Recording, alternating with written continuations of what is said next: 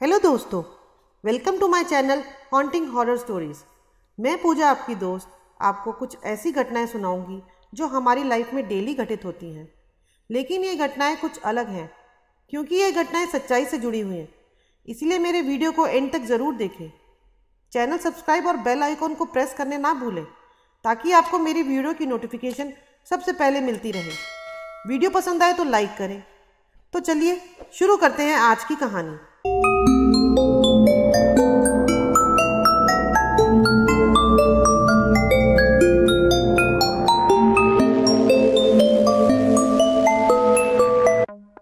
दोस्तों, ये कहानी किशनगढ़ में रहने वाले राहुल की है।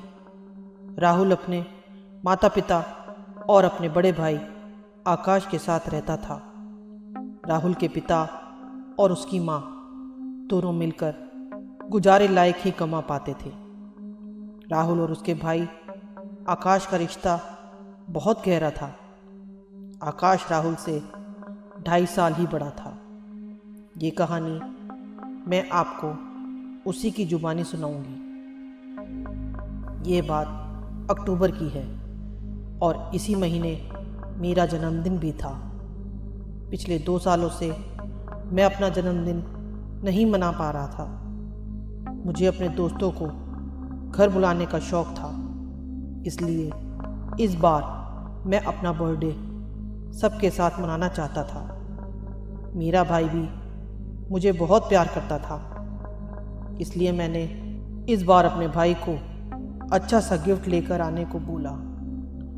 पिछले 2-3 सालों से वो मुझे सिर्फ कार्ड ही बनाकर देता था, पर इस बार मैंने आकाश को बोल दिया कि इस बार मैं कार्ड नहीं, कोई अच्छा गिफ्ट ही लूँगा। आज 16 तारीख थी। आज मेरा जन्मदिन था। मैं सुबह जल्दी उठ गया। मैंने अपने दोस्तों को फ़ोन करके शाम को 5 बजे घर पर बुलाया। मैंने भैया को कहा, आप चाहो तो आप भी अपने दोस्तों को बुला लो। दीपक मेरे भाई का सबसे अच्छा दोस्त है।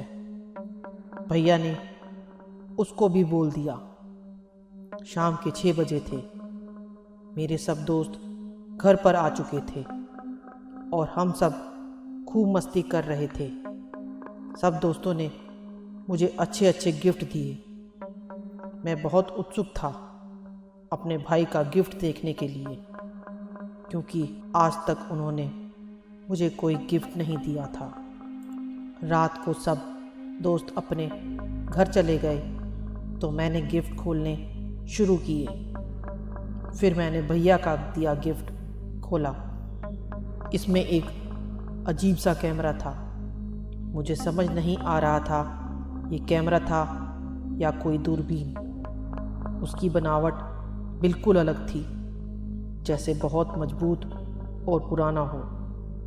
मुझे वो गिफ्ट इतना ख़ास भी नहीं लगा, परंतु भैया ने कहा कि ये बहुत ख़ास कैमरा है। मैं बड़ी मुश्किल से अपने दोस्त के पिता से इसको लेकर आया हूँ, तो मैं हैरान हो गया कि इसमें ऐसी क्या खासियत है। उसने कहा, ये कैमरा जो भी तस्वीर लेते हैं वे साथ में ही बाहर आ जाती है। मैं ध्यान से सुन रहा था, परंतु मुझे विश्वास नहीं हो रहा था। मैं बार बार उस कैमरे को देख रहा था। मैंने भैया से पूछा कि तुम्हें ये कैमरा कहाँ से और कैसे मिला?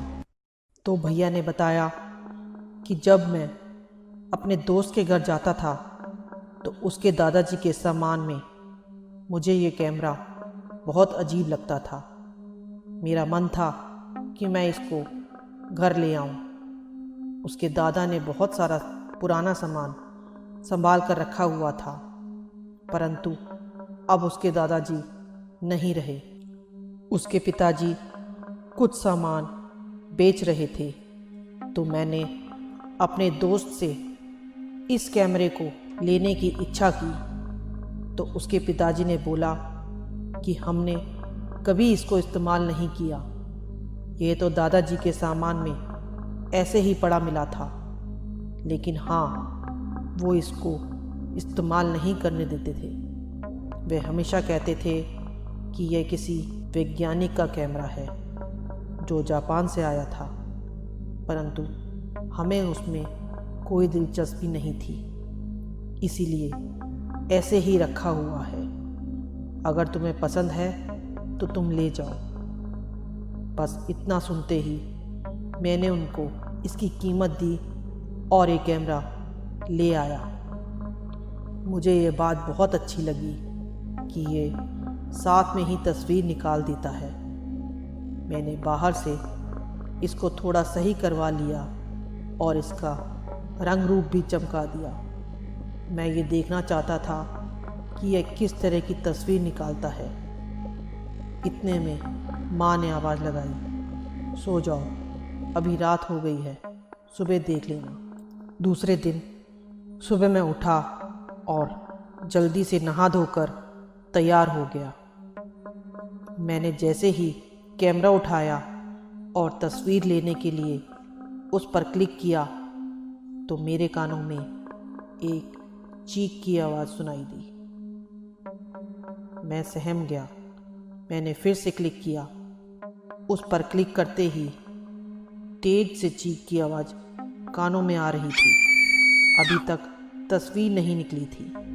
मैं डर गया और भागकर माँ के पास गया और माँ से कहा, मुझे कैमरा नहीं चाहिए। पता नहीं क्यों मेरे मन में अजीब सा डर हो गया। माँ के कहने पर मैंने फिर से तस्वीर खींची तो फिर वही चीख की आवाज़ उस कैमरे में से तेज़ी से आई। और हैरानी की बात यह है कि तस्वीर भी निकल आई। तस्वीर बहुत ही अच्छी थी, मगर यह क्या, उस पर कुछ खून के निशान और काले काले धब्बे लगे हुए थे। इसे देखकर मेरी चीख निकल गई। मेरी माँ भागकर कमरे में आई और बोली, क्या हुआ? मैंने वो तस्वीर माँ को दिखाई। माँ ने कहा, ये कैमरा बहुत पुराना है, इसीलिए ऐसी तस्वीर निकल रही है। तुम दोनों फिर से कोशिश करना।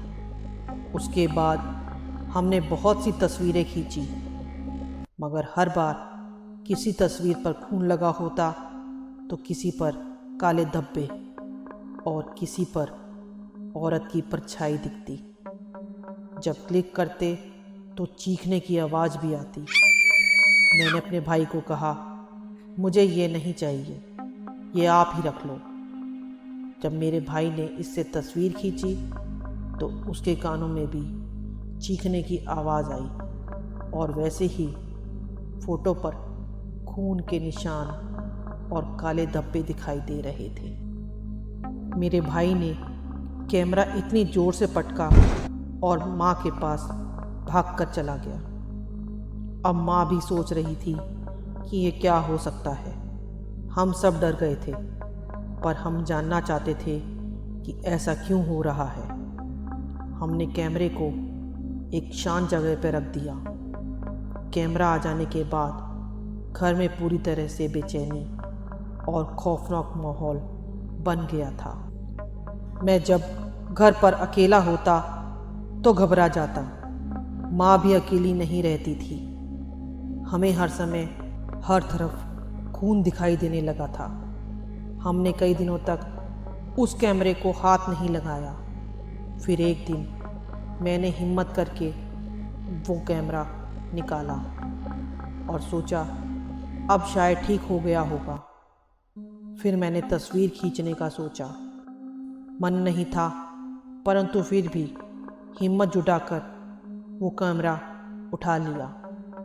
मेरे भाई ने मुझे ऐसे करने से मना किया और कहा, रख दे इसे किसी कोने में। मैंने कहा, भैया अब तो यह ठीक हो गया होगा, शायद हमने सही इस्तेमाल ना किया हो।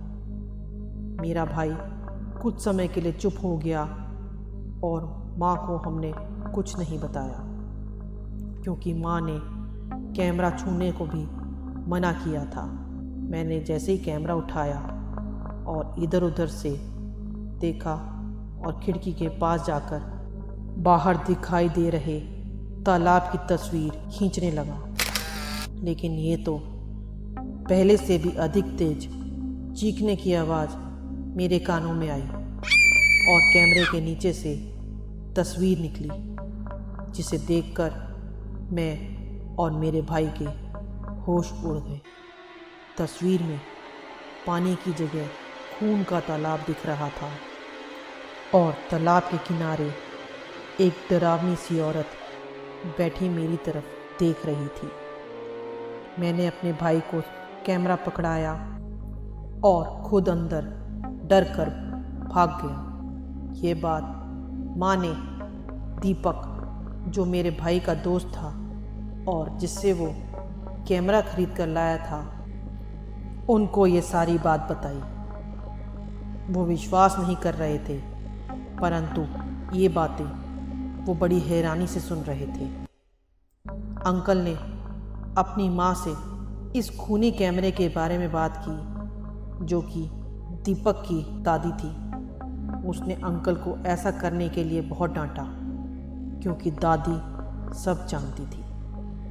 दादी ने कहा, यह कैमरा तेरे पिताजी ने जापान के वैज्ञानिक की अच्छी तकनीक समझकर रख लिया था, परंतु इसके खौफ और चीखने से हम भी डर गए थे।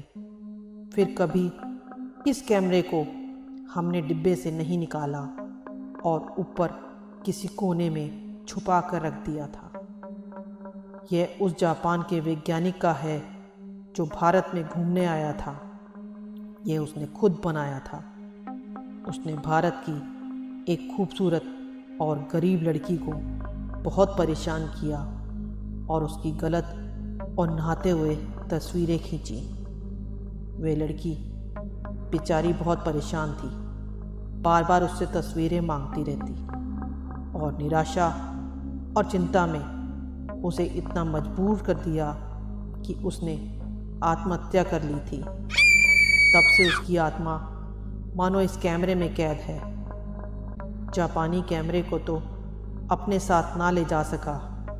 वह डर गया था और एक अपाहिज रूप में यहाँ से वापस गया और उसकी चीखें और जिस्म की परछाई जैसे इस कैमरे में सालों से तड़प रही है। हमें उनकी बातों पर विश्वास उठने लगा और हमने उस कैमरे को एक जंगल में तांत्रिक के साथ जाकर पूरे विधि विधान से उसमें कैद लड़की की पूजा कराई और उस लड़की की आत्मा को उस कैमरे से मुक्त करवाकर उस कैमरे को हमेशा के लिए तोड़कर फेंक दिया।